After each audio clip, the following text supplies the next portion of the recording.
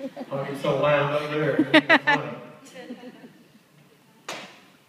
Where was I at? Oh, the days fashioned before me, when as yet there was none of them.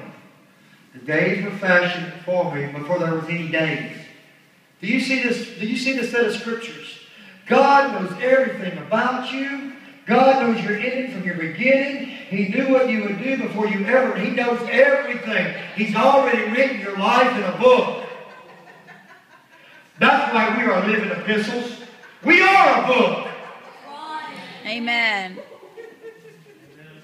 Woo! Say this with me. There's no one like me. There's no one like me. Say it again. I want you to believe this morning. There's no one. There's no one. Woo! I love it. See, I'm an individual and I'm one of a kind. There is no other.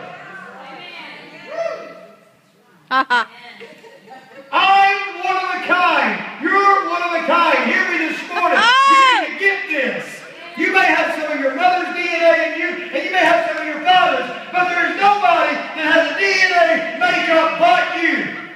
One of a kind. No other. Jesus. You're an individual. Hear me this morning. You're an individual. Listen. An individual, one of a kind. The word individual means a single member of a category, a person. Listen.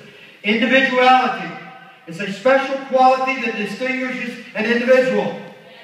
Say, I have special qualities. I have such qualities. That nobody else has. Nobody else has. Seriously. You can do something I can't. And I can do something that you can't. You were called to do something I'll never do. I was called to do something you'll never do. Amen. Oh, Lord. Amen. And you need to get this morning. Because the church wants to shut you up. And the church wants to set you down.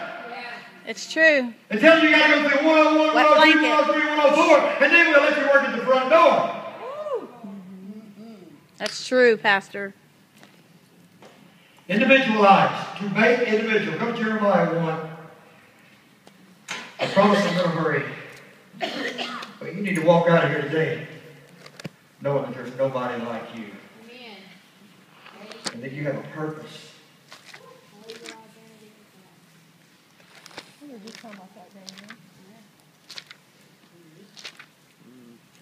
You need to get this revelation this morning. There's only one Bryan Jones. And there's only one you. Jeremiah chapter 1. Look at verse 4. Then the word of the Lord come to me, saying, before I formed you in the womb, I knew you. Ha ha! Ha ha! Shabbat!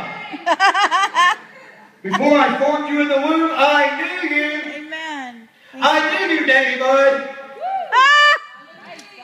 Danny Bud. Before you were born, I sanctified you. Before you ever even come out of the womb, I set you apart. I sanctified you. My God. I ordained you a prophet to the nation. That word formed in the Hebrew, listen to me this morning, is yatsar. It means to squeeze into shape. Wow.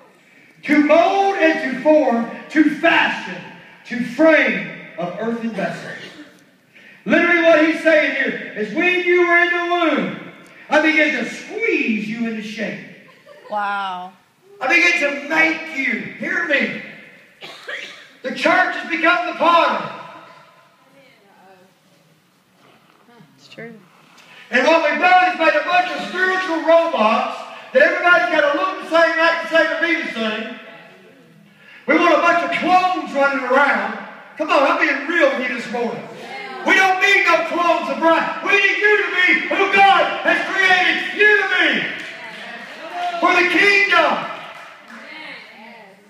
Amen. Be you. Amen. Quit trying to be anybody else but who you are.